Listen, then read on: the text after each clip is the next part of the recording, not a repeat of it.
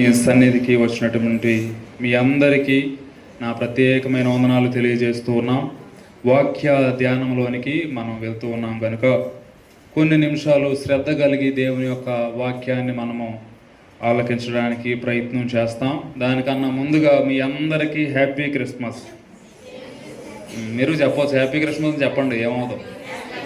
Happy Christmas. మా పిల్లలు చెప్పండి, రే చూడు హ్యాపీ క్రిస్మస్. చూసారా, క్యారల్స్లో ఉన్న ఆనందం ఎక్కడ ఉందా? ఉండదు. ఎందుకని? అక్కడంటే సరదాగా తిరగవచ్చు, 4 మాటలు చెప్పవచ్చు, తిరుగుతూ ఉండవచ్చు. దేవుని సన్నిధిలో రాట్లా. హల్లెలూయా. మంచిది. కొన్ని నిమిషాలు దేవుని యొక్క వాక్యం మనం ధ్యానం చేయడానికి ప్రయత్నం చేస్తాం.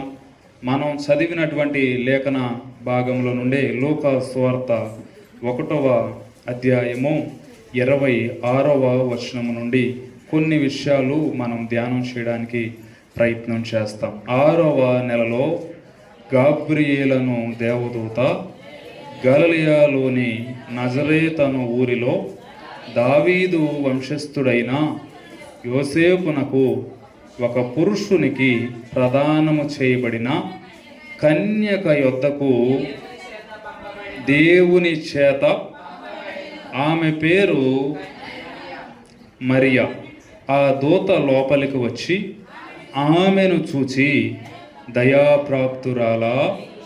హల్లెలూయా. మనం ధ్యానం చేసే టాపిక్ ఇదే, దయాప్రాప్తురాలా. నేను చెప్పిందే చెప్పండి. దయాప్రాప్తురాలా నీకు శుభము. దయాప్రాప్తురాలా నీకు శుభము. మనం ధ్యానం చేసేటువంటి అంశం ఈరోజు మన క్రిస్మస్ అంశం ఏంటి? అరే, ఇక్కడ వన్స్ ఆరాధన స్టార్ట్ అయిన తర్వాత స్టేజ్ ఎక్కవద్దు. ఎవరు ఇక్కడ ఎక్కకూడదు. ఇక్కడ ఆరాధన జరుగుతుందిగా, వన్ స్టేజ్ వచ్చిన అస్సలు ఇటు ఎవ్వరు రావద్దు, స్టేజ్ ఎక్కకూడదు. కాబట్టే చర్చ్ కట్టాలంటున్నాను నేను. కడితే కొద్దిగా స్టేజ్ పెరిగితే మొత్తం గ్రిల్స్ పెట్టేస్తాను. ఇంకా ఇక మీరు లోపలికి రాకుండా ఉండకుండా ఉండడానికి. ఎందుకంటే దేవుని సన్నిధి అంటే మనకేముండాలి? భయం ఉండాలి. ఇది చిన్న చర్చ పెద్ద చర్చ కాదు. ఏ చర్చ అయినా నీకేముండాలి? సీఎం దగ్గర చేసే పిఏకైనా భయం ఉంటుంది, ఎమ్మెల్యే కింద చేసే పిఏకైనా. నేను సీఎం పిఏ కాదు కానీ ఎమ్మెల్యే పిఏ ఉన్న ధైర్యంగా ఉంటాడా? ఏ చర్చ అయినా మనం ఇవ్వాల్సినటువంటి కొంత రెస్పెక్ట్ ఏం చేయాలి? ఇవ్వాలి. దేవుని సన్నిధికి ఇవ్వాలి. కాబట్టి దేవుని సన్నిధి అంటే మనకేముండాలి? భయం ఉండాలి. ఈ క్రిస్మస్ రోజు మనం ధ్యానం చేసే అంశం ఏంటి? చెప్పాలి, అందరూ చెప్పాలి. మీరు మెత్త కూర్చోవద్దు. దీనికోసమే నేను కొద్దిగా ఓపిక చేసుకుని నిన్నంతా తిరిగామా, రాత్రి నుంచి మళ్ళీ బాగా అయినా సరే ఓపిక చేసుకుని ఎందుకు వచ్చింది తెలుసా? 2 రోజులు కూర్చుని క్రిస్మస్ కోసం ఒక డిఫరెంట్గా ఎట్లయినా నువ్వు మాట్లాడు ప్రభు అని కూర్చుని ఎంతో కష్టపడి రాశారు. కాబట్టి ఎట్లయినా వాక్యం చెప్పాలి అనే వచ్చారు. కాబట్టి మీరు కూడా కొంచెం ధైర్యంగా ఉండాలి. దేవుడు మనతో మాట్లాడతాడు. హల్లెలూయా. మాటికి మీరు ఉత్సాహంగా ఉండాలి దేవుని సన్నిధిలో. హల్లెలూయా. టాపిక్ ఏంటి? దయాప్రాప్తురాలా నీకు శుభం. ఈ మాట ఎవరి దగ్గర నుండి వచ్చింది? దేవుని దగ్గర నుండి. ఎవరి చేత రప్పించబడిందంటే గాబ్రియేలు దూత చేత వచ్చింది. గాబ్రియేలు దూత ఎవరి దగ్గరకు వచ్చింది? అమ్మా అప్పు, ఎవరి దగ్గరకు వచ్చింది? ఏం చేస్తున్నాం అక్కడ? ఎటు చూడద్దు, న్యాయంగా చూడాలి. మీరు అటు ఇటు మాట్లాడుకుంటే పేరుతో పిలుస్తా. గాబ్రియేలు దూత ఎవరి దగ్గరికి వచ్చింది? మరియ దగ్గరకు వచ్చింది. రావడమే చెప్పేటువంటి ఒక మాట అంటే పై టెక్స్ట్ మొత్తం చూస్తే అక్కడ ఎలిజబెత్కి ఆల్రెడీ దేవుని దూత ప్రత్యక్షమైనప్పుడు ఆమె 6వ నెలలో ఉంది. మనం చదివిన మొట్టమొదటి పాయింట్ 6వ నెల ఉందా? 6వ నెలలో అంటే ఎవరికి 6వ నెల? బాప్తిస్మం ఇచ్చు యోహానికి. అనగా ఎలిజబెత్ కడుపులో ఎవరున్నారు? యోహాను ఉన్నాడా?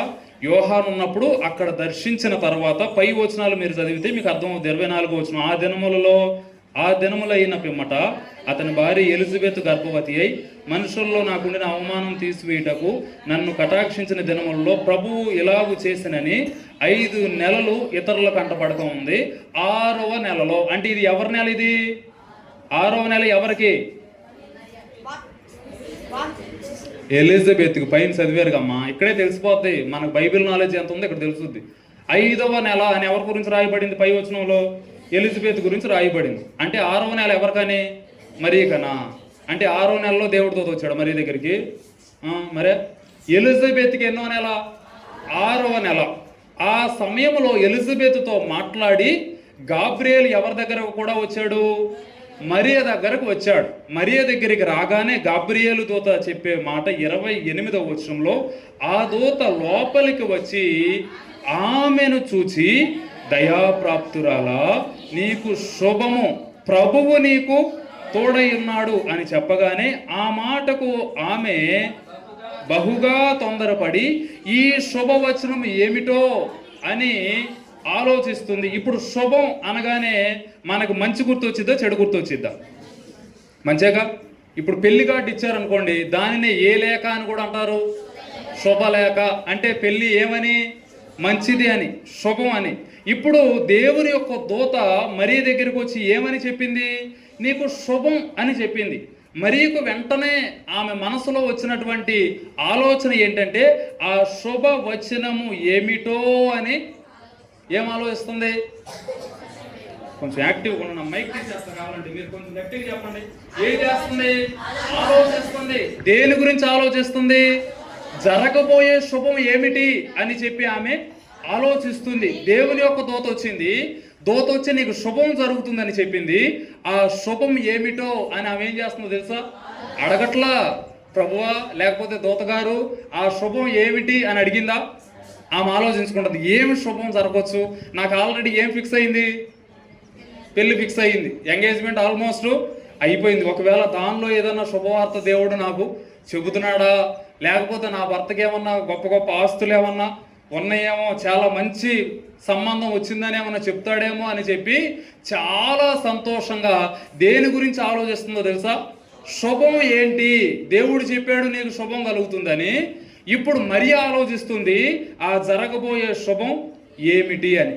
ఈరోజు మీకు ధ్యానం చేస్తా, మీకు చెప్పేటువంటి కొన్ని మాటలు నేను సుమారుగా 10 పాయింట్స్ రాసుకున్నా. టైంను బట్టి ఎన్ని పాయింట్స్ చెప్పగలిగితే అని చెప్పేస్తా. 5 అయితే 6 అయితే ఎన్ని అయితే మ్యాక్సిమం కంప్లీట్ చేయడానికి నేను ప్రయత్నం చేస్తా. ఇప్పుడు మనం ధ్యానం చేసే అంశం, దేవుని దూత మరియకేమని చెప్పింది? నీకు శుభం. ఇప్పుడు మరియకు జరిగినటువంటి శుభాలేంటో మనం ధ్యానం చేస్తాం. మరియకు శుభం అని దేవుని దూత చెప్పాడు.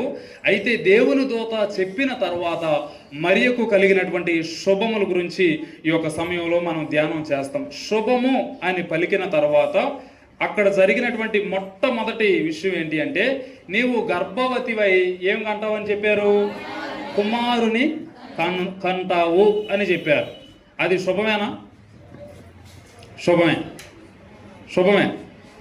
పెళ్ళి అవ్వకుండా పిల్లల్ని కంటాం శుభమే. శుభమేనది. దేవుని దూత చెప్పాడు నీకు శుభము అని చెప్పిన తర్వాత మొట్టమొదటి విషయం ఆమె జీవితంలో జరిగింది ఏంటంటే, వివాహము కాకముందే గర్భవతి ఎలా అయ్యేవు అని చుట్టుపక్కల వారు ఆమెను అడగడం శుభమా? ఇది శుభమా అవమానమా? అందరూ వచ్చి అంటున్నారు, అమ్మా గర్భవతి ఎలా అయ్యేవు అని చెబితే ఆమె చెప్పుకోవడానికి అవకాశం ఉందా? లేదు. చాలా కష్టంలో వచ్చింది, చాలా ఇబ్బంది. నలుగురిలో ఏమైపోతుందో తెలుసా? అందరిలో మనం అవమానపడిపోతామేమో, అందరికీ తెలిసిపోతుందేమో, ఇబ్బంది కలుగుతుందేమో అనేటువంటి పరిస్థితి. కానీ దేవుని యొక్క దూత ఇచ్చినటువంటి మాట ఏంటో తెలుసా? నీకు శుభం. కానీ శుభము అని చెప్పిన తర్వాత మొట్టమొదటిసారి ఇది శుభమా కాదో 7 ప్రశ్నలు మీకు అందజేస్తాను, మీరు ఆలోచించాలి. మొట్టమొదటిది, వివాహము కాకమునిపే ఆమె గర్భవతి అవ్వడం శుభమేనా? నెంబర్ 1 ఇదొకటి. రెండవది, మత్తయి సువార్తలో మనం చూస్తే 1వ అధ్యాయము 19వ వచనం. మత్తయి సువార్త 1వ అధ్యాయము 19వ వచనం. ఆమె భర్త అయిన యోసేపు నీతిమంతుడై ఉండి ఆమెను అవమానించనొల్లక రహస్యముగా ఆమెను విడనాడ ఉద్దేశించాను. ఇప్పుడు యోసేపు గురించి మీరు చెప్పండి. యోసేపు ఎవరో? మీరు చదివిన దాంట్లో నుంచి చెప్పండి, బయటికి ఎక్కడికి వెళ్ళదు. యోసేపు ఎవరో? నీతిమంతుడు. నెంబర్ 1, ఆయన నీతిమంతుడు కాబట్టి భార్యను ఏం చేయకూడదు అనుకుంటున్నాడు? అవమానము. ఇప్పుడు భర్తకు తెలియకుండా భార్య గొప్పతనం జరిగింది అనుకోండి, ఏ భర్త అయినా సైలెంట్ ఉంటారా? చాలా కోపం చూపిస్తారు. ఇప్పుడు అలా మనం పోల్చుకుంటే యోసేపు మంచివాడా చెడ్డవాడా? చెప్పాలి మీరు అందరూ. మంచివాడా చెడ్డవాడా? చాలా మంచోడు. నీతిమంతుడు అనే సర్టిఫికేట్ ఎవరిచ్చారు? దేవుని దూతే అక్కడ మాట్లాడేటువంటి మాట. యోసేపు నీతిమంతుడు కనుక ఆయన ఏమి చెయ్యొద్దు అనుకున్నాడు అంటే భార్యను ఏం చెయ్యొద్దు అనుకున్నాడు. ఈ రోజుల్లో చాలాసార్లు మన కుటుంబాల్లో ఉండేది ఏంటంటే మా భర్త నన్ను లెక్క చేయడు, సరిగ్గా పట్టించుకోడు, ఇబ్బంది, కొడతాడు, తిడతాడు, ఇవన్నీ ఉన్నాయి కదా. చాలా మంచోడు, ఒక్క మాట కూడా అనడు. నేను తప్పు చేసినా సరే నన్ను తిట్టడు, నన్ను కొట్టడు. ఒకవేళ నేను వంట చేయకపోయినా పర్లేదులమ్మా, ఈ రోజుకి వంట చేయలా, నేను హోటల్ నుంచి తీసుకుని వస్తానులే, పిల్లలు రెడీ చేయకపోయినా పర్లేదులే, నేను స్నానం చేపించి రెడీ చేపిస్తానులే అనే భర్త మీకు ఉన్నాడు అనుకోండి, మీకు సంతోషమా దుఃఖమా? ఇప్పుడు అటువంటి భర్త ఎవరికి దొరికాడు? మరియకు దొరికాడు. ఇప్పుడు దొరికినప్పుడు దేవుని యొక్క దూత చెప్పింది నీకు శుభం అని చెప్పింది. భర్త ఏం ఆలోచిస్తున్నాడో తెలుసా? మరియను ఏం చేద్దాం అనుకుంటున్నాడు? ఇంకా అవమానపరచడం ఎందుకులే, ఎలాగో అందరిలో తెలిసింది కాబట్టి ఇంకా నేను ఆమెను ఏం చేసేయాలి? దేవుని యొక్క మాట మరియకు వచ్చినప్పుడు మరియకు జరిగిన రెండో శుభం తన భర్త భార్యను వదిలేయడం శుభమా? దేవుని దూత ఏం చెప్పాడు? నీకు. రెండోది ఏం జరుగుతుంది ఇక్కడ? భర్త మనసులో ఏమనుకుంటున్నాడు? ఇంకా నా భార్యను విడిచిపెట్టేద్దాం, ఆమెను మాత్రం అవమానించడం ఎందుకు, వదిలేద్దాం. ఈ సమయంలో సపోజ్ మీరు అనుకోండి, క్రైస్తవులుగా మనం ఉన్నాం, ఒకవేళ హిందువులు ఎవరైనా చాలా మంచి వ్యక్తి, చాలా డబ్బున్న వ్యక్తి, చాలా మంచివాడు మిమ్మల్ని వివాహం చేసుకుంటాను అంటే నేను దేవుని బిడ్డనే, నేను చేసుకోను అని ఎవరన్నా అట్లా గట్టిగా ఉంటారా? కష్టమో నష్టమో ఇదేముందలమ్మా, వెళితే పిల్ల చక్కగా బతికిపోద్ది అంటారా? మీరు అంటారా? అనరా? మీరు మాట్లాడరు, ఎందుకంటే అంటారు కాబట్టి. మౌనమే అర్థంగీకారం కాబట్టి మీరు మాట్లాడట్లా. అలా ఉండే రోజుల్లో ఆ దినాలలో యూదుల కాలంలో రూల్స్ చాలా స్ట్రిక్ట్గా ఉంటాయి. వాళ్ళ అమ్మా నాన్న ఎంత ఇబ్బంది పెట్టి ఉంటారు, ఎంత తిట్టుంటారో, ఏం చేస్తుంటారో అవన్నీ ఇక్కడ రాయబడలేదు. కానీ రెండవదిగా మరియకు జరిగిన శుభం ఏంటంటే భర్త భార్యను వదిలేయడం శుభమా కాదా? కాదు. రెండవ పాయింట్ నేను మీకు జ్ఞాపకం చేసింది, రహస్యముగా విడనాడ ఉద్దేశించాడు. ఇదేనా మరియకు జరిగిన శుభం? మూడవది మీరు మరలా ఆలోచించండి, ఆమెకు కలిగినటువంటి మంచి సాక్ష్యం బైబిల్ గ్రంథంలోనే రాయబడింది. ఆమె కన్యక, చాలా మంచిగా ఉన్నటువంటి వ్యక్తి. ఈ మంచి సాక్ష్యాన్ని ఏమైపోతుందో తెలుసా? ఆమె కోల్పోతుందిగా. ఇప్పుడు గర్భవతి అని చెప్పినప్పుడు ఏమో మంచిది అని ఎవరన్నా అంటారా? మంచి సాక్ష్యాన్ని కోల్పోతుంది. చుట్టుపక్కల వాళ్ళు అనే మాట్లాడేంటో తెలుసా? నువ్వు తప్పు చేసి ఎవరి పేరు వాడుతున్నావు? దేవుడి పేరు వాడుకుంటావా? నువ్వు తప్పు చేసిందేమో, నువ్వు ప్రార్థనకి వెళ్ళిందేమో, నువ్వు వద్దన్నా సరే ప్రార్థనకు పోయింది నువ్వు, మళ్ళీ ఎవరి పేరు వాడుకుంటున్నావు? దేవుని పేరు వాడుకుంటావా అని చెప్పి చుట్టుపక్కల వాళ్ళు అని ఉంటారుగా, మరేనని ఉంటారుగా. ఎందుకు నీవు దేవుడి పేరు వాడుకుంటున్నావు?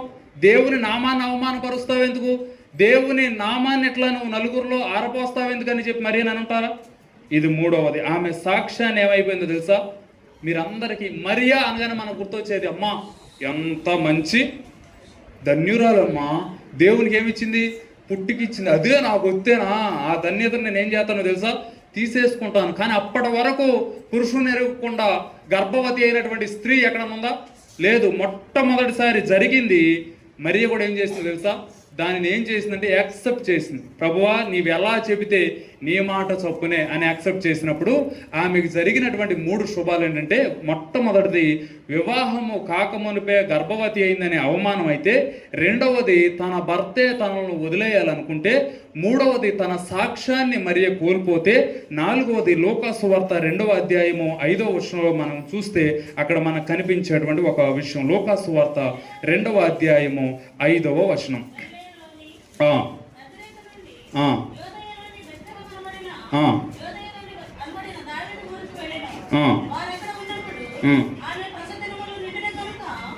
చాలండి. 5వ వచనంలోనే తన భార్యకు ప్రదానము చేయబడి గర్భవతి అయి ఉండిన మరియతో కూడా ఆ సంఖ్య, ఏ సంఖ్య అది? ప్రజా సంఖ్య. ఆ రోజుల్లో మనకి జనాభా లెక్కలు అంటారు కదా, మొట్టమొదటి జనాభా లెక్కలు ఇక్కడే జరిగింది. మీరు చూస్తే 2వ వచనంలో, ఆ దినములలో సర్వలోకమునకు ప్రజా సంఖ్య రాయవలెనని కైసరు ఔగుస్తుల వలన ఆజ్ఞ అయిను. ఇది కురేనియా సిరియా దేశమునకు అధిపతి అయి ఉన్నప్పుడు జరిగిన మొదటి ప్రజా సంఖ్య. జనాభా లెక్కలు జరుగుతున్నాయి. ఇప్పుడు మరియ వాళ్ళు ఎక్కడ ఉన్నారో తెలుసా?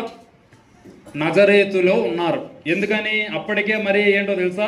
గర్భవతి, ఆల్రెడీ కనడానికి సిద్ధంగా ఉన్నటువంటి గర్భవతి. ఇప్పుడు అలా మరియా ఉన్నప్పుడు ఆమె ఎక్కడి నుండి ఎక్కడికి వెళ్ళాల్సి వచ్చింది అంటే నజరేతు నుండి ఎక్కడికి వెళ్ళాల్సి వచ్చింది? ఉందా అక్కడ? మీరు కామ్గానే ఉండండి, ఇంక నేను అట్టగా చెప్తా. 5వ వచనం, వ్రాయబడుటకు గలిలయలోని నజరేతు నుండి యోదయలోని బెత్లెహేము అనబడిన దావీదు ఊరికి వెళ్ళెను. మళ్ళీ చెప్పండి, నజరేతు నుండి ఎక్కడికి వెళ్ళింది? బెత్లెహేముకు వెళ్ళింది. బెత్లెహేముకు వెళ్ళడానికి ఆ రోజుల్లో మీరు నెట్లో చూసినా సరే మీకు వచ్చేది ఏంటంటే సుమారుగా 150 కిలోమీటర్ల దూరం అంట. ఎక్కడి నుండి? నజరేతు నుండి బెత్లెహేముకు వెళ్ళడానికి దూరం ఎంతో తెలుసా? 150 కిలోమీటర్లు. ఏ కారులో వెళ్ళొచ్చు? కారులో వెళ్ళొచ్చా? ఏరోప్లేన్లో వెళ్ళొచ్చేమోగా. హైదరాబాద్ చక్కగా మనం హెలికాప్టర్ ఏరోప్లేన్ ఎక్కితే 1 అవర్లో హైదరాబాద్ వెళ్తాం. ఆ రోజుల్లో ఉన్నాయా? లేవు. ఆ రోజుల్లో ఎలా వెళ్ళాలి? నిండు చోళాలు, గర్భంతో ఉంది, నడవడానికి కూడా అవకాశం లేదు. కానీ ఇప్పుడు ఎక్కడికి వెళ్ళాలో తెలుసా? ఎక్కడి నుండి చెప్పాలి, మీకు ఈ పేర్లన్నీ రావాలి. ఎక్కడి నుండి? నజరేతు నుండి. ఎక్కడికి వెళ్ళింది? ఇది నజరేతు నుండి ఎక్కడికి వెళ్తారన్నారు తెలుసా? బెత్లెహేముకి వెళ్తున్నారు. ఎలా ఉన్నప్పుడు తెలుసా? సుమారుగా గర్భవతి అంటే 8వ నెల 9వ నెలలో ఉన్నప్పుడు అక్కడ దేవుణ్ణి అలా మోసుకొంచు ఎన్ని కిలోమీటర్లు నడిచిందో తెలుసా? మీరు నడవంటారు రామానగరం. పోయిన సోమవారం మీరు ఏం చెప్పారు? నాకేం చెప్పారు వీళ్ళు? ఆటో ఎన్ని కిలోమీటర్లకి? 2 ఉంటుందా? రామానగర్ 2 ఉంటుందేమో. బెస్ట్ ప్రైస్ వరకు అంటే 2 కిలోమీటర్లు ఉంటుంది అంతే. 2 కిలోమీటర్లకు మనకేం కావాలి? ఆటో. అది లేకపోతే మనం ఏం చేయలేం. ఎంత బరువు మోసుకుంటే ఎక్కారు మీరు ఆటో? ఫ్రీగా 2 కిలోమీటర్లకు ఆటో ఎక్కారు. ఆ దినాలలోనే మరి ఎన్ని కిలోమీటర్లు తెలుసా? 150 కిలోమీటర్లు. ఎన్నో నెలలో తెలుసా? ఎన్నో నెల? సుమారు 8 నుంచి 9వ నెలలో ఉన్నప్పుడు మరి అలా గర్భం పట్టుకుని మోసుకుని ఎక్కడికి వెళ్ళిందో తెలుసా?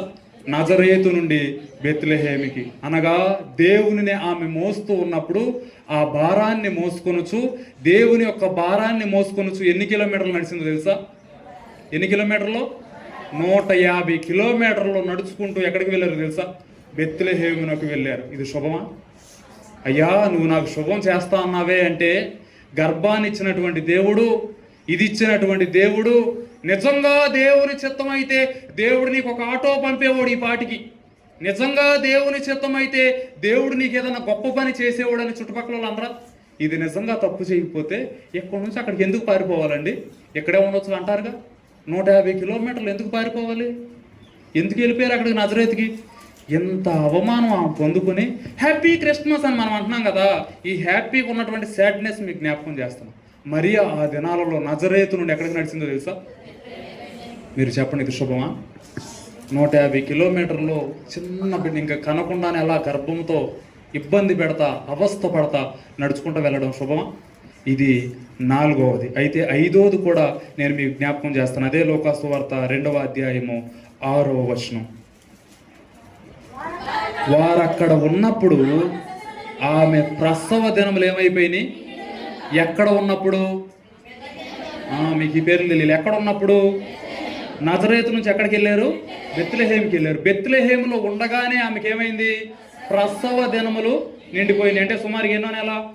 మీ అందరికీ తెలుసు, లేడీస్కి తెలిసి ఉండాలి. ఎన్నో నెల? 9. ఇక్కడ ఈ శాస్త్రవేత్తలు చెప్పింది ఏంటంటే నడుచుకుంటూ వారు 4 రోజులు ప్రయాణం చేశారంట. 150 కిలోమీటర్లు నడవడానికి ఎన్ని రోజులు ప్రయాణం చేశారు? 4 రోజులు. ఈ 4 రోజులు అక్కడ ఒక లెక్కలో ఉండడానికి 1-2 రోజులు వేసుకోండి. వారం రోజుల్లో ప్రసవ దినాలు అయిపోయినాయి అంటే ఏమో నడిచినటువంటి దినాలలో ఎన్నో నెల అయి ఉంటుంది? సుమారుగా 9వ నెల అయి ఉంటుంది.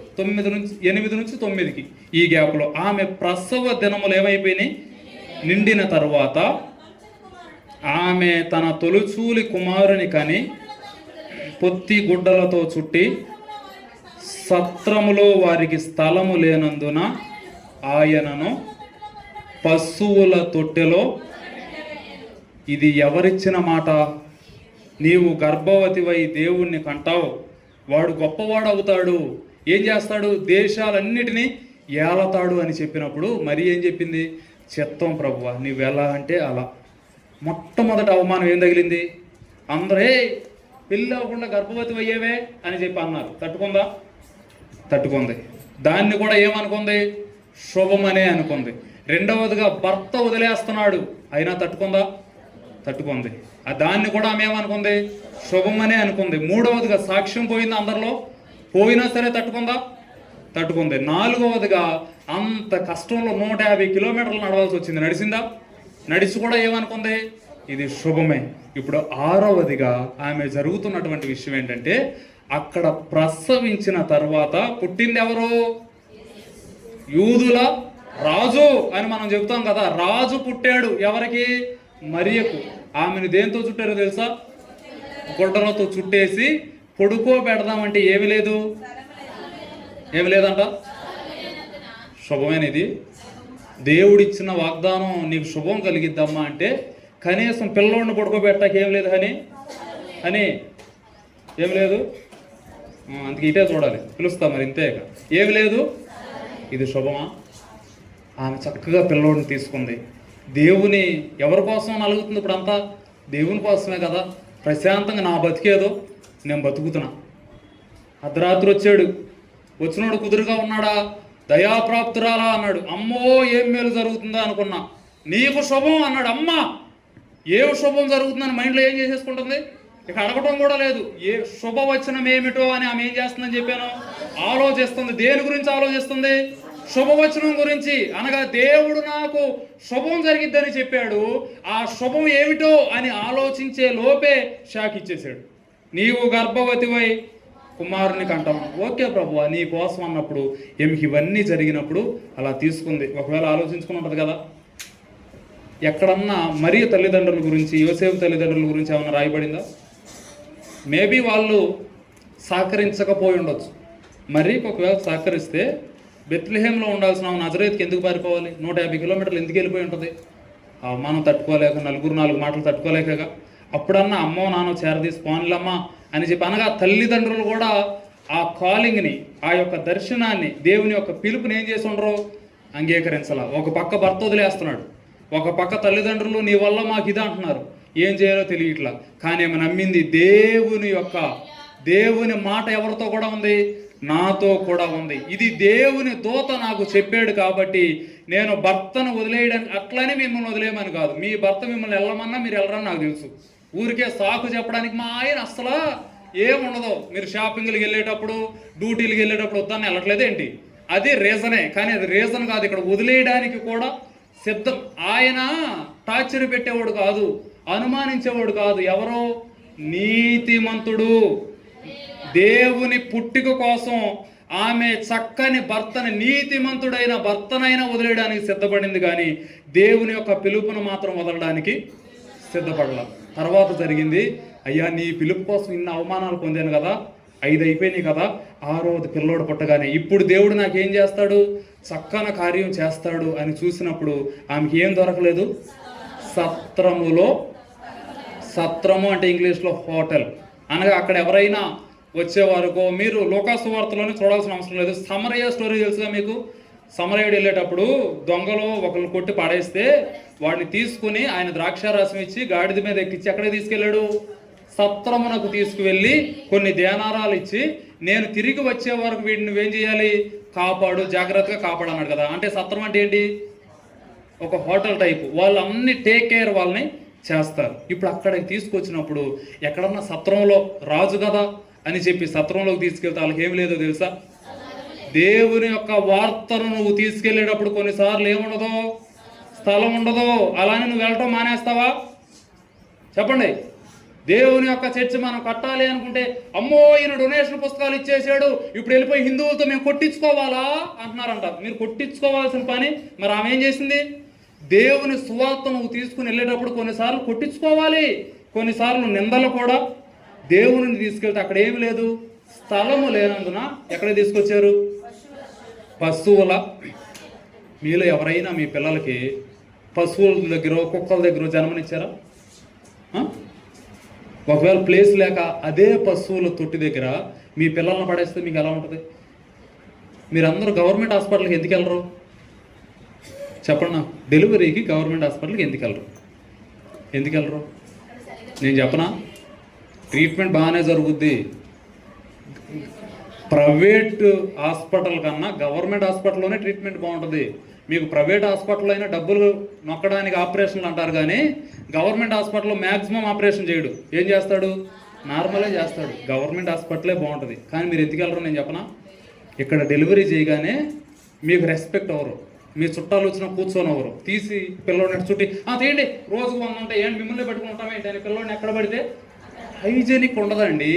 ఫినాయిల్ ఎయ్యరండి, క్లీన్గా ఉండదండి. ఎవరు పడితే వాళ్ళు వస్తారండి. అక్కడ గేదె పేడ ఏమైనా వేసిద్దా? అయినా సరే మనం ఏం పెట్టాం? మీరు ఆలోచించండి. మనకి మరీ అంటే ధన్యత కనపడుతుంది, కానీ దేవుని జన్మ ఇవ్వడానికి ఆమె పడిన కష్టాలు చూడండి మీరు. నీ బిడ్డల్ని, మన బిడ్డలు రాజులా దేవుడి చేత, అంటే నేను తక్కువ చేయట్లా, అది ఎలాగంటే మరీ ఎలా కంటుంది? దేవుని చేత వాగ్దానం చేత కంటుంది. ఆమె పురుషుని ఎరగకుండా కంటుంది. దేవుని ప్రేరేపణలో ఆయన కలుగుతాడని చెప్పినప్పుడు అదే ఎంత బాధ ఉంటుంది. ఒక ఆడపిల్ల పిల్లలను కన్నప్పుడు తల్లో తండ్రో అత్తో మామయ్య ఉండాలని కోరుకుంటుందా? కోరుకోదా? అక్కడ ఎవరున్నారో తెలుసా? ఎవ్వరు లేరు. తన భర్తే ఉన్నాడు. ఇవన్నీ ఆమె ఎందుకు భరిస్తుందో తెలుసా? దేవుడు మాట ఇచ్చాడు, నువ్వు ధన్య జీవు అవుతావు అని దేవుడు మాట ఇచ్చాడు. దానికోసం కనిపెడుతూ కనిన తర్వాత కూడా ఆ గుడ్డల్లో చుట్టి ఎంత ఏడ్చుకుంటూ వెళ్ళుంటుంది. పశువుల పాకాలో మరి అమ్మ గర్భాన డ్రమ్ములు కొట్టుకుంటే చప్పిళ్ళు కొట్టాక బాగానే ఉంటుంది. దీన్ని నిజ జీవితంలోకి తీసుకురండి. పశువుల పాకలోకి తీసుకురండి. చిన్న పిల్లోడిని ఒకవేళ గేదెల దగ్గరికి మనం వెళ్తేనే ఆయన లాక్కొస్తాం. ఎందుకని? వాడికి తెలియదు ఆ పేడ, ఆ బ్యాక్టీరియా ఇదంతా. కానీ ఆమెకు తీసుకుని ఎక్కడ పెట్టేసిందో తెలుసా? పశువుల ఏం తొట్టి అది? మనుషుల తొట్టి కాదు. ఏం తొట్టి అది? దాంట్లో కుడితేసాడో తెలియదు, దాంట్లో పేడ వేసాడో తెలియదు, అది క్లీన్గా ఉందో లేదో తెలియదు. కనీసం పిల్లోడిని అట్లా ఉంచుకోండి, ఏదో ఒక గుడ్డ కట్టేసి ఎక్కడ పెట్టేశారు? ఇప్పుడు చెప్పండి, ఇది శుభమేనా? మరికి కలిగిన శుభం ఇదేనా? ఆమె కోరుకున్న శుభం ఇదేనా? ఇవన్నీ ఆమెకి ఎందుకు జరుగుతున్నాయో తెలుసా? ఆమె మంచిది కాదానా? ఫస్ట్ దూత వచ్చినప్పుడే చెప్పింది, నువ్వు కన్యకవి అని చెప్పిందా? అంటే మంచిదా చెడ్డదా? మంచిది కాదని నిన్న అవమానాలు పడుతుందా? చాలా మంచిది. దేవుడు చెప్పాడు నీకు ఏం కలుగుతుందని? శుభం కలుగుతుందని. ఇంత శుభం కలుగుతుందని ఆశతో ఉన్నప్పుడు మొట్టమొదటిగా మీరు చూడండి మరియ జీవితంలో జరిగినటువంటి విషయం.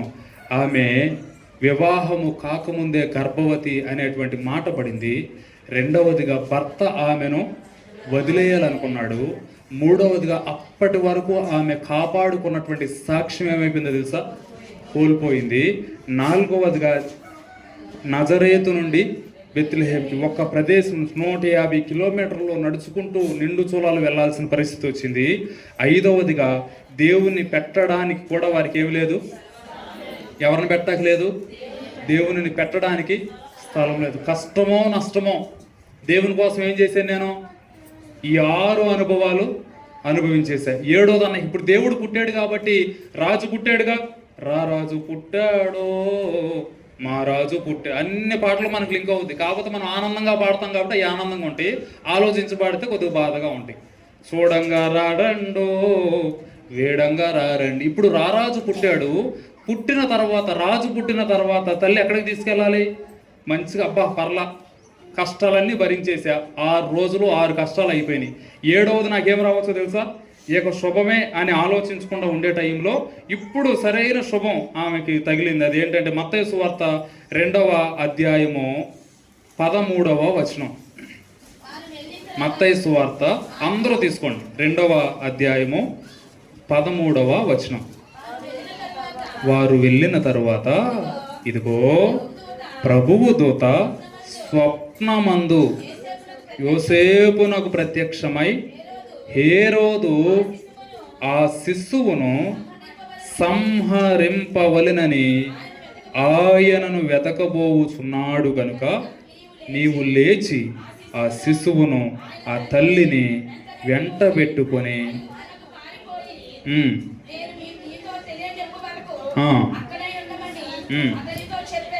ఇప్పుడు వరకు కష్టాలు అయిపోయినాయా?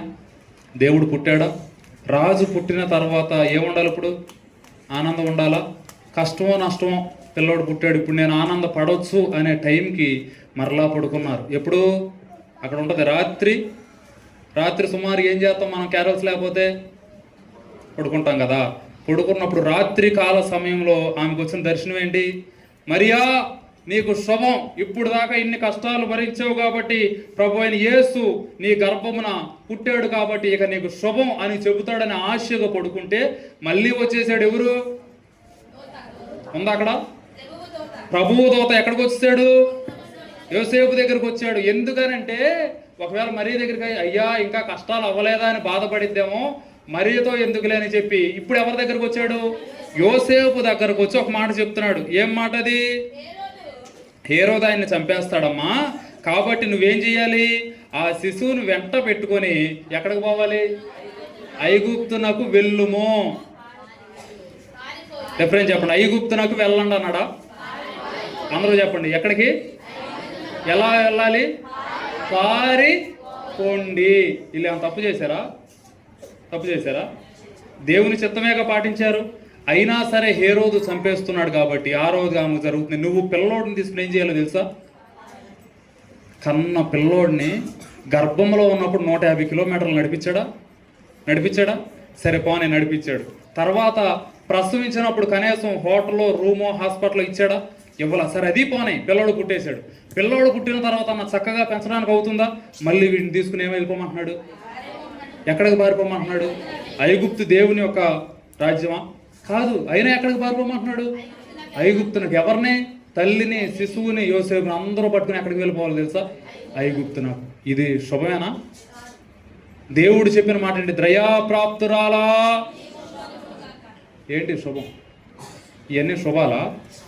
మీరందరికీ దేవుడిని కనడం అమ్మ మరియ ఎంత ధన్యురాలు అనుకుంటారు. చూడండి, మరియ ఎన్ని అనుభవించిందో చూడండి. ఎన్ని కష్టాలు పడి దేవుని సువార్తనో దేవుని రాజ్యాన్ని తీసుకురావడానికి ఎన్ని కష్టాలు పడిందో ఆమె చూడండి. ఈ కష్టాలలో ఆమె అక్కడ నుంచి కూడా ఏమి చేయాల్సిన పరిస్థితి వచ్చిందంటే పారిపోవాల్సిన పరిస్థితి వచ్చింది. ఇంత బాగానే ఉంది, ఇంతవరకు కష్టాలు పడ్డాను కదా అని చెప్పి అలా ఉన్నప్పుడు నడి వయస్సులోనే ఎవరిని పోగొట్టుకోవాల్సిన సందర్భం వచ్చింది తెలుసా? తన భర్తను కూడా.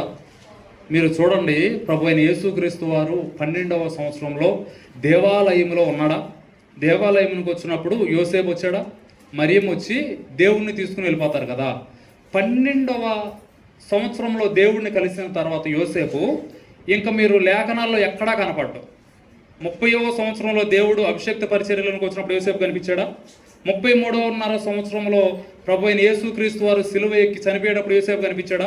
ఇంకెక్కడా కనపడ్డు. మీరు శాస్త్రాలు చూస్తే, నేను ఒక కామెంటరీలో చూస్తే అక్కడ ఖచ్చితమైన డేట్ లేదు, కానీ ప్రభు అయిన యేసుక్రీస్తు వారు సుమారుగా 12 సంవత్సరముల తర్వాత 18 నుంచి 19వ సంవత్సరం, ప్రభు అయిన యేసుక్రీస్తు వారు 18వ సంవత్సరం నుంచి 19వ సంవత్సరం, ఈ బిట్వీన్ 18 నుంచి 19వ సంవత్సరం షిఫ్టింగ్లో ఎవరు చనిపోయారో తెలుసా? యోసేపు చనిపోయాడు. అనగా మరియ యొక్క భర్త చనిపోయాడు. ఇప్పుడు చెప్పండి, ఏంటి శుభం? నడి వయసులో, యవ్వన వయసులో, పిల్లోడి వయసు 18 సంవత్సరాలు అంటే పెద్ద ముసల్దామా? ఆ వయసులో పెళ్ళి కాకముందే కదా. అంటే పెళ్ళైన తర్వాత సుమారుగా కలిసి ఉన్న సంవత్సరాలు ఒక 15-16 కూడా ఉండవుగా. నీతిమంతుడే, మంచి భర్తే, నీతిమంతుడైన భర్తే ఏమైపోయాడు? మరణించాడు. తన భర్త మరణించడం శుభమా? మిమ్మల్ని చాలా కూల్గా కూర్చోబెట్టి మాట్లాడుతున్నాను. నేను ఇది రాసేటప్పుడు నాకు ఎంత ఫైర్ వచ్చిందో, అరిసేయాలి, కేకలేసి చెప్పాలని అనుకున్నా, లిటరల్గా అనుకున్నా. అందుకనే వచ్చి నుంచున్న ముందు నుంచి మొత్తం డైరీ అంతా ఎక్కిచ్చేసి వెళ్ళి ఇలా గట్టిగా కేకలేసి చెప్పాలనిపిస్తుంది. కానీ అనిపించింది, అలాగే ప్రిపేర్ చేశా మొత్తం. కానీ ఇక్కడ నా కేకలు రావట్లేదు. ఎందుకనంటే అదంతా తలుచుకున్నప్పుడు నాలో నిజమైన బాధ లోపల కలిగినప్పుడు ఇక మనకు కేకలు రావు. చూడండి, ఇదంతా మీకు సింపుల్గా ఉండొచ్చు, కానీ లిటరల్గా మీరు అనుభవిస్తున్నట్టు ఆ పరిస్థితుల్లోకి మీరు వెళ్ళండి, ఆ బాధ ఏంటో తెలుస్తుంది. ఇంతకు మించి బాధలు మీరు ఏమైనా దేవుడి కోసం పడుతున్నారా? అసలు కనీసం సువార్తను, ప్రభు అయిన యేసును తీసుకెళ్తున్నారా? ఆమె సత్రంలో స్థలం లేకపోయినా ఎవరిని తీసుకెళ్ళగలిగింది? దేవుణ్ణి తీసుకెళ్ళగలిగింది. కానీ మనం తీసుకెళ్తున్నామా? మనం తీసుకెళ్ళలేని పరిస్థితిలోనే మనం ఉంటున్నాం. ఇంక చివరికి ఏదన్నా చూడాలి అంటే, ఎంత శుభమని నాకు దేవుడు చెప్పాడు కదా, నా జీవితంలో సుఖం లేదు, నా సాక్ష్యం పోయింది, ఎట్లా కొట్ట భర్త దగ్గరికి వచ్చాడు అనుకుంటే సాక్ష్యాలన్నీ పోయి అటు తిరిగి పిల్లోడిని కనేసాను. భర్త ఉన్నాడు, ఇప్పుడు భర్త ఏమైపోయాడు? చనిపోయాడు. భర్త చనిపోయాడు, సర్లే నా జీవితం అంతా ఇంకా నాకెవరు? నా పిల్లలే అనుకున్నప్పుడు కరెక్ట్గా కుమారుడు 33.5 సంవత్సరాలు వచ్చినప్పుడు తల్లి ఎదుటే నరక యాతన పడుతూ కొరరాలతో చీల్చేస్తుంటే, సిలువేసి మోసుకుని వెళ్తుంటే కళ్ళతో అలా కుమారుని చూస్తూ ఏడుస్తూ అలా చూస్తుంది కదా, ఇది శుభమా? కన్న కుమారుడిని కళ్ళ ముందు ఏ తప్పు చేయకపోయినా అందరూ కొట్టి కొరడాలతో వీపి, మీరు ఇంకా ఈజీగా చెప్పనా, మీరు ఒకవేళ స్కూల్లో మీ పిల్లోడిని బెల్ట్తోనో కర్రతోనో గట్టి కొడితే వాత తేలింది అనుకోండి, రెండో రోజు పిల్లోడి కన్నా ముందు స్కూల్కి ఎవరు వెళ్తారో తెలుసా? ఎవరు వెళ్తారు? ఎందుకని? చదువు రాకపోయినా పర్వాలేదు, మీరు నా పిల్లోడిని అసలు అట్ట కొట్టడం ఏంటండి? పిల్లల్ని కొట్టినందుకు టీచర్స్ కొన్ని స్కూల్స్లో సస్పెండ్ అయిపోయిన వాళ్ళు ఉన్నారు తెలుసా? నారాయణ స్కూల్ మన బెంచ్ సర్కిల్లోనే జరిగింది. పిల్లోడి మీద ఒక దెబ్బ వాత చూస్తే మనం ఏం చేయలేం, 40 కొరడాలు అలా పడి ఏం చేస్తుంది? చీల్చేస్తుంది. ఏంటిది? వీపును. అది చీల్చేస్తున్నా సరే ఆయన మీద ఏముంది? సిలువ. దాన్ని మోసుకొంచు. ఇది గుడ్ ఫ్రైడే మెసేజ్ కాదు, మీరు చాలా డల్లుకున్నారు, ఇది క్రిస్మస్ మెసేజే, కానీ బాధగానే ఉంటుంది. అలా మోసుకుంటూ మోసుకుంటూ వెళ్తున్నప్పుడు ఒక తల్లిగా కుమారుడిని, ఎవరైనా కుమారుడిని ఎక్కడ చూడాలనుకుంటారు? నా కొడుకు మంచి ప్లేస్లో, మంచి పొజిషన్లో, మంచిగా ఉండాలి, గొప్పగా ఉండాలి, అంత ఊహించుకున్నటువంటి తల్లి ముందు కుమారుడు పడుతున్నటువంటి వేదనను చూసి కన్నీరు కార్చి అలాగే ఏమైపోయింది తెలుసా? అలా చూస్తూ ఉండిపోయినప్పుడు దేవుడు ఎవరికి అప్పు చెప్పాడు? తండ్రి లేడు కాబట్టి ఎవరికి అప్పు చెప్పాడు, అది వేరే పాయింట్ తీసేయండి. కళ్ళ ముందు కుమారుడు యొక్క మరణాన్ని చూడటం శుభమేనా? ఇది శుభమా? ఇప్పుడు మీరు గమనించండి, దేవుని యొక్క పుట్టుక మనందరికీ సంతోషమే, కానీ ఆ సంతోషము వెనక ఒక స్త్రీ యొక్క వేదన ఉంది. ఏ వేదన? ప్రసవ వేదన కాదు. ప్రతి ఆడవాళ్ళు పడతారు ప్రసవ వేదన, అది కాదు. ఆమెకున్నటువంటి దుఃఖం అంత ఎవరి కోసం భరించిందో తెలుసా? ఎవరి కోసం? దేవుని రాజ్య స్థాపన కోసం ఆమె భరించింది. కాబట్టి ఈరోజు మరియా అనగానే మనకు వెంటనే మంచి కాన్సెప్ట్ వస్తుంది రాదా, అమ్మో మరియమ్మ అని చెప్పి కొంతమంది మరియమ్మ తల్లిని ఏం చేస్తారు? ఆరాధిస్తారు కూడా. అంత జరిగిందంటే దాని వెనక ఆమె ఎన్ని అవమానాలు. ఇప్పుడు నా ప్రశ్న, ఇతరుల జీవితాలలో దేవుణ్ణి జన్మింప చేయడానికి నువ్వెన్ని కష్టాలు పడ్డావు? ఏ రోజన్నా నీ పిల్లలను వదిలేసి సువార్త కోసం వెళ్ళిపోయావా? నీ భర్త వదిలేసినా సరే పర్వాలేదని చెప్పి వెళ్ళిపోయావా? లేకపోతే నాకు సాక్ష్యం పోయినా చాలు, ఎప్పుడు ఆ పాంప్లెట్లు ఇచ్చుకుని బైబిల్ ఇచ్చుకుని రోడ్ల మీద తిరిగిద్దే అంటమ్మా నీ కోడలో అని నా అత్త అంటదేమో అని నువ్వు ఎక్కడ కూర్చుంటావు? కనీసం బైబిల్ ఇచ్చుకుని నువ్వు ఎక్కడికి రాలేవు. సెంటర్కి వస్తే మా అత్త ఊరుకోదండి. ఎందుకని? కనీసం మనం అత్తగారి మాట అన్నిట్లో ఏనో, మళ్ళీ బైబిల్లోనే వింటాం, బయట మాటల్లో నేను పని చేయండి, నాకు బాగాలా నేను చేయను అని బాగానే ఎదురు చెబుతాం. కానీ వీటిల్లో దేవుని కోసం బైబిల్ పట్టుకుని 4 ప్లేసులకు తిరిగితే ఏంటి పద్దాక మీ అమ్మాయి ఆ చర్చి దగ్గర పడి ఉంటుంది, మీ అబ్బాయి అక్కడ చేస్తూ ఉంటాడు అని ఎవరన్నా అంటారేమో అని నువ్వేమైపోతావు? ముందుగానే బాధ. సాక్ష్యం పోద్దేమో, మమ్మల్ని చెడ్డగా నేర్చుకుంటారు జనాలు, నాకు ఎందుకులమ్మ ఆదివారం చప్పిట్లు కొట్టి వెళ్ళిపోతా, బాధ. కానీ ఏమో చూడండి, సాక్ష్యం కోల్పోయిన దేవుని యొక్క చిత్తాన్ని మాత్రం ఏం చేయలేదు, వదలలేదు. ఇదంతా జరిగింది కదా. ఫస్ట్ మనం ఏం చదివించాను మీతో వాక్యం? రండి అక్కడికి, లోక 1 మళ్ళీ అదే చదవండి. దేవుడు ప్రత్యక్షమై చెప్పింది 28వ వచనం. ఆ దూత లోపలికి వచ్చి ఆమెను చూచి, దయాప్రాప్తురాలా నీకు శుభం, ప్రభువు నీకు తోడై ఉన్నాడు అని చెప్పాడు. 38కి రండి.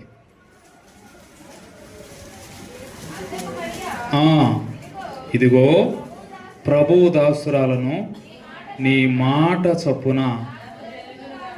హల్లెలూయా. ఇన్ని జరిగిన ఆమె మాట ఏంటో తెలుసా? నేను ఎవరి దాసురాలను?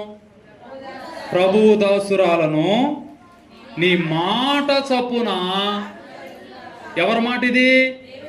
దేవుని మాట చొప్పున ఎవరికి జరగాలని కోరుకుంటుంది? అది అవమానమైన, కష్టమైన, దుఃఖమైన ఏదైనా పర్వాలేదు ప్రభువా, కానీ ఇది ఎవరి మాట వలన జరగాలో తెలుసా? ప్రభువు దాసురాలను నీ మాట చొప్పున జరుగును గాక అనగానే దేవుని యొక్క దూత అక్కడి నుంచి ఏమైపోయిందో తెలుసా? వెళ్ళిపోయింది. దేవుని యొక్క పని కంప్లీట్ అయిందా లేదా? ఇంతమంది ఈ రోజు మనం ఆరాధిస్తున్నామంటే ఆ రోజు ఆ మరియ తల్లి ఆమె పడినటువంటి అవమానాలు చూడండి. 8 విషయాలు మీకు జ్ఞాపకం చేసి చెప్పండి ఒకసారి. 8 ఏంటో? నెంబర్ 1, ఆమె వివాహము కాకమునిపే గర్భవతి అని మాట పడింది. రెండవది, రహస్యముగా భర్త కూడా వదిలేయడానికి సిద్ధపడ్డాడు. ఇది శుభమేనా? కాదు. మూడవది, సాక్ష్యాన్ని కోల్పోయింది. ఇది శుభమేనా? కాదు. నాలుగవది, నిండు సోలాలు 150 కిలోమీటర్లు నడవాల్సి వచ్చింది. శుభమేనా? కాదు. కనీసం కన్నటువంటి ప్రభు అయిన యేసుక్రీస్తునే ఎక్కడ పెట్టడానికి, సత్రంలో పెట్టడానికి స్థలం లేక పశువుల పాకలో పడేస్తారు. ఇది శుభమేనా? కాదు. తర్వాత మనం చూస్తే హేరోదు చంపేయడానికి చూస్తే ఎక్కడికి పారిపోమన్నాడు? ఐగుప్తుకు పారిపోవడం శుభమేనా? అడుగులు స్థిరపరచువాడా, అబ్బా దేవుడు నమ్మితే నన్ను స్థిరపరిచేస్తాడు. కానీ ఇక్కడ ఏం చేస్తున్నాడు? పారిపో. ఎక్కడి నుంచి? ఎక్కడి నుంచి ఎక్కడికి పారిపో? ఐగుప్తునకు పారిపో అని చెప్పాడు. పారిపోవడం శుభమేనా? కాదు. తర్వాత తన భర్త ఆమె యవ్వన ప్రాయంలోనే చనిపోయాడు. శుభమేనా? తన కుమారుడు ఆమె కళ్ళ ముందే చనిపోయాడు. శుభమేనా? కానీ ఆమె చివరికి చెప్పినటువంటి మాటే నన్ను పట్టుకుంది. ప్రభు దాసురాలు నాకు నేను, నీ మాట చప్పునే హల్లెలూయా హల్లెలూయా. ఈరోజు దేవుని యొక్క మాట నీవు తీసుకుని వెళ్ళడానికి ఆ మాట అనగలవా? అయ్యా, నా సాక్ష్యం పోయినా, నేను అవమానపరచబడినా, నా కుటుంబం నన్ను వెలివేసినా, నిన్ను తీసుకుని వెళ్ళడానికి, నిన్ను క్యారీ చేయడానికి, నిన్ను నలుగురిలోనికి తీసుకువెళ్ళడానికి నేను సిద్ధమే ప్రభువా అని మనం చెప్పగలమా? ఆమె కలిగిన శుభం ఏంటంటే, ఆమె పొందిన కృప ఏంటి అంటే, ఇలాంటి భౌతిక వేదనను లక్ష్య పెట్టకుండా దేవుని రక్షణ ప్రణాళికలో యోధురాల్లాగా ఆమె నిలబడింది. అయితే నేను జ్ఞాపకం చేసేది, మరియ వలె నీవు కూడా ఈ లోక శ్రమలు లక్ష్య పెట్టకుండా క్రీస్తును ఈ లోకానికి అందించేటువంటి రక్షణ ప్రణాళికలో ఒక భాగస్వామిరాలాగా, ఒక భాగస్వామ్యుడిగా నీవు ఉండగలవా? దేవుడు చెప్తున్నాడు, మనకు కలిగేటువంటి శుభం పరలోకమే. మీరు లోకంలో ఏమీ ఆశించవద్దు. లోకంలో ఏమీ కలగకపోవచ్చు. కలగకపోగా దేవుని చిత్తంలో నీ వెళ్ళినప్పుడు నీకు అన్నీ ఏం జరుగుతుందో తెలుసా? అవ్వ ఏం జరుగుద్ది? ఏది పాటించినప్పుడు? దేవుని చిత్తాన్ని, దేవుని మాట పాటించినప్పుడు ఆమె దేనిని లక్ష్య పెట్టకుండా లోకానికి రక్షణ తీసుకురావడానికి ప్రధాన పాత్ర పోషించింది. అయితే దేవుని యొక్క రక్షణ ఈ డిసెంబర్ 25 మనం ఏమనుకుంటాం? క్రిస్మస్, క్రీస్తు నేడు పుట్టెను అంటే ఏంటి? దేవుడు మన కోసం పుట్టాడు అని. ఈ వార్తను అన్యజనుల్లోకి నువ్వు తీసుకుని వెళ్ళగలవా? ఇది ఇంకా మీరు ఈజీగా అర్థం చేసుకోవాలంటే, దేవుని సువార్తను బెత్లెహేము నుండి ఆమె ఎక్కడికి తీసుకెళ్ళింది? అర్థమైన పాయింట్? పారిపోయింది, ఓకే. ఎవరిని తీసుకొని? దేవుని తీసుకొని. ఏ జనాంగము నుండి? దేవుని జనాంగం. బెత్లెహేము నుండి ఎక్కడికి వెళ్ళింది? అన్య జనాంగానికి. ఎవరిని తీసుకెళ్ళింది? దేవుని తీసుకెళ్ళిందా? ఐగుప్తునకు. అలాంటి దేవుని ఎరుగినటువంటి ఐగుప్తులకు మీరు తీసుకెళ్ళగలరా దేవుణ్ణి? ఇప్పుడు దేవుడు అడుగుతున్నాడు, అమ్మా నేను నిన్ను అడిగేది ఒకటే, నా క్రిస్మస్ నువ్వు ఏం చేస్తున్నావు? సెలబ్రేట్ చేస్తున్నావు. ఏమి చేసి? ఫ్లెక్సీ వేసి. ఏమేసి? లైటింగ్ వేసి. ఏం చేసి? డెకరేషన్ చేసి. ఏం కట్ చేసి? కేక్ కట్ చేసి. ఏమిచ్చి? అరటికాయలు ఇచ్చి. ఏమిచ్చి? సండే స్కూల్ పిల్లలకు గిఫ్ట్లు ఇచ్చి. ఇంకేమిచ్చి? బూందీను అరటికాయలు ఇచ్చి. ఓకే, వీటన్నిటితో నువ్వేం సెలబ్రేట్ చేస్తున్నావు? ఇప్పుడు దేవుడు అడుగుతున్నాడు, నాకు కేకు, డెకరేషన్ ఇదంతా కాదు, కానీ నన్ను ఇతరులకు తీసుకెళ్ళి నేను ఎరుగని జనాంగంలో నన్ను పుట్టించగలవా నువ్వు? నా కోసం నేను పుట్టాను కదా, అది నీకు సంతోషమే కదా. ఈ సంతోషాన్ని నీవు అన్ని జనాంగంలోకి తీసుకెళ్ళగలవా? నా పుట్టుకను తెలియని ప్రజల్లోకి నువ్వు తీసుకెళ్ళగలవా? ఇదే దేవుడు అడుగుతున్నాడు. ఇది చెయ్యండి. ఇదే క్రిస్మస్. మనం ప్రతిసారి అంటాం, నూతనంగా ఒక ఆత్మ రక్షించబడితేనే పరలోకంలో ఏంటి? సంతోషం. అయితే దేవుని పుట్టుక అయిపోయింది, మనం సెలబ్రేట్ చేసుకుంటున్నాం. వీటన్నిటికన్నా ప్రాముఖ్యమైనది ఏంటో తెలుసా? దేవునిని, ఆయన ఎరుగని ప్రజల్లోనికి నువ్వు తీసుకుని వెళ్ళటమే. నీ ద్వారా దేవుడు ఎక్కడైనా పుట్టాడా? నీ వలన దేవుని ఎక్కడైనా పరిచయం చేసావా? నీ వలన దేవునికి అవమానమైనా లేకపోతే ఘనత ఉందా? మన వలన దేవునికి ఘనత కలగాలంటే నీవెవరిని తీసుకుని వెళ్ళాలి? దేవుని తీసుకుని, దేవుని ఎరగనటువంటి వారి దగ్గరికి వెళ్ళాలి. ఈరోజు నిజంగా ఈరోజు క్రిస్మస్ కాదు, ఈరోజు మీరు రాసుకున్నారు అందరూ. మీరు క్రిస్మస్ ఎప్పుడు జరుపుకుంటారో నాకు చెప్పండి. ఎప్పుడు క్రిస్మస్ అని చెప్పాను నేను? తెలియనటువంటి ప్రజలకు దేవుని సువార్త చెప్పటమే ఏంటిది? అయితే మీరందరూ ఆ క్రిస్మస్ చేసి డేట్ రాసుకుంటారండి. ఇప్పుడు అందరూ డేట్లు ఒకటి. డిసెంబర్ 25 కాదు క్రిస్మస్. ఎప్పుడు అవుద్ది? కొంతమందికి జనవరిలో అవ్వచ్చు, కొంతమందికి ఫిబ్రవరి, కొంతమందికి దేవుడు పుట్టినప్పుడేగా క్రిస్మస్. మరి తెలియని వాళ్ళ దగ్గరకు నువ్వు దేవుడిని తీసుకెళ్ళావు, ఆడి జీవితంలో క్రిస్మస్ ఎప్పుడు? నువ్వు దేవుడిని చెప్పినప్పుడే. దేవుడు పుట్టాడని నీకు సంతోషం, ఆడి జీవితంలో అప్పుడు పుట్టాడు కాబట్టి వాడికి సంతోషం. ఈ రోజు మీరు రాసుకోండి మీ డైరీలో, 2025 అయిపోతుంది. నేను మరొకరి జీవితంలో ఏం తీసుకురావాలి? అందరూ బాగుండాలి, అందులో అందరూ క్రీస్తులో ఉండాలి, అందులో నువ్వు ఉండాలి. ఆ క్రీస్తుని తీసుకువెళ్ళే డేట్ ఎప్పుడు రాసుకో, అప్పుడు వేసుకో. డిసెంబర్ 25 కాదు, ఏ డేట్ వేసుకుంటా వేసుకో. కానీ నీ వలన మరియ తీసుకుని వెళ్ళింది సర్వలోకానికి సువార్తను అవమానాల ద్వారా తీసుకుని వచ్చింది. అయితే నీవు కూడా దేవుని యొక్క సువార్తను తీసుకువెళ్ళి మరొకరి జీవితంలో క్రిస్మస్గా మన జీవితాలు మార్చబడునుగాక. దేవుని యొక్క పుట్టుకలో మరియ ఏ పాత్ర అయితే పోషించిందో అంత పోషించలేకపోయినా కనీసం దేవుని కోసం ఆయన సువార్తను తీసుకువెళ్ళడానికి మనము కూడా మరియ వలె చక్కని పాత్ర పోషించి దేవుణ్ణి ఇతరులకు పరిచయం చేతుముగాక. ప్రార్థన. అందరం ప్రార్థన చేసుకుందాం. దేవుని సన్నిధిలోనికి వచ్చినటువంటి మనము ఎవ్వరూ మనకి చెప్పాల్సినటువంటి అవసరం లేదు. నేను మిమ్మల్ని ప్రోత్సహించను, మైక్లో కేకలు వేసి చెయ్యండి చెయ్యండి అని చెప్పి మీ మీద రుద్దను. మీకు మీరు ఆలోచించుకోండి. దేవుని యొక్క మాట మరీ దగ్గరకు వచ్చింది, సంతోషకరమైనటువంటి మాట వచ్చింది. మరీ ఆలోచించిన, అయ్యా ఆ శుభవచనం ఏంటి ప్రభువా, నాకు జరిగేటువంటి ఆ సంతోషం ఏంటి ప్రభువా, నీవు నాకు ఇచ్చేటువంటి సంతోషకరమైన వార్త ఏంటి అని ఆమె ఎదురు చూసినప్పుడు 8 అనుభవాలు, ఆమెకు అన్ని అవమానాలే, అవరోధాలే. అయినప్పటికీ దేవుని ఇతరులకు తీసుకువెళ్ళడం ఆమె మానలేదు.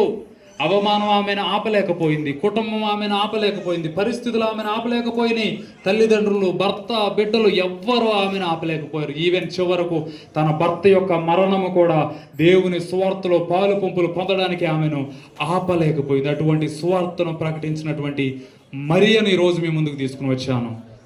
మనం ఆలోచిద్దాం. ఎన్నిసార్లు నువ్వు అవమానపరచబడ్డావు దేవుని కోసం? ఎన్నిసార్లు మరియ వలె నువ్వు అవమానానికి, నలుగురిలో నిన్ను ఉంచడానికి ప్రభువా, కనీసం ఈ రోజు నుంచైనా నేను తీసుకుని వెళ్తాను ప్రభువా, నిన్ను నలుగురిలోనికి నేను తీసుకువెళ్తానయ్యా. అది అవమానమైన, అవరోధమైన పరిస్థితులు మిక్కటమ్మగా మారిన ఏది నాకు సహకరించకపోయినా నాలో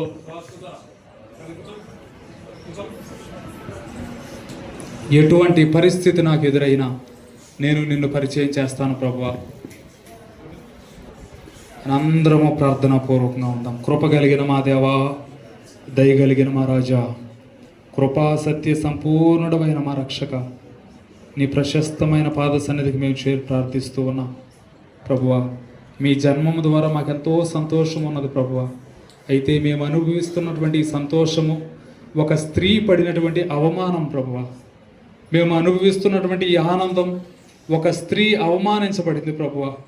ఒక స్త్రీ కుటుంబాన్ని విడిచిపెట్టడానికి సిద్ధపడింది, ఒక స్త్రీ భర్తను విడిచిపెట్టడానికి సిద్ధపడింది, ఒక స్త్రీ నీ కోసం అర్ధరాత్రి 150 కిలోమీటర్లు నడవడానికి సిద్ధపడింది, ఒక స్త్రీ చివరికి తన సాక్ష్యాన్ని కోల్పోవడానికి సిద్ధపడింది, ఒక స్త్రీ చివరికి తన కన్యత్వాన్ని కోల్పోయింది ప్రభువా. అందరితో అవమాన పాలు చేయబడింది ప్రభువా. ఆ రోజు ఆమె అవమానం, ఈరోజు మాకు ఈ సంతోషం ప్రభువా. ఆ రోజు ఆమె కష్టం, ఈరోజు మా ఆనందం ప్రభువా. ఆ రోజు ఆమె త్యాగం, ఈరోజు మా సంతోషం ప్రభువా. అయితే ఈ రోజు నుంచి మేము త్యజించే కొన్ని త్యాగాలు రాబోయేటువంటి తరాలకు సంతోషముగా ఉండాలి ప్రభువా. ఈ రోజు నుంచి మేము త్యాగం చేసే కొన్ని పరిస్థితులు తర్వాత తరాలకు ఆనందం కలుగు చేయాలి ప్రభువా. మరి అంత మేము చేయలేకపోయినప్పటికీ కనీసం మా ఆమేన్ ఆమేన్. అందరం కూర్చుందాం ఈ యొక్క సమయంలో, ఓకేనా? గత వారం సండే స్కూల్ పిల్లలకి గేమ్స్ పెట్టడం జరిగింది. కాబట్టి ఆ గేమ్స్లో వచ్చిన వాళ్ళు ఆ విషయాలు మన మధ్యలో ఇద్దరు సండే స్కూల్ టీచర్స్, మీకు తెలుసు, హనీ, నిస్సి, వీరిద్దరూ సండే స్కూల్ని లీడ్ చేస్తూ ఉన్నారు కనుక దానికి సంబంధించిన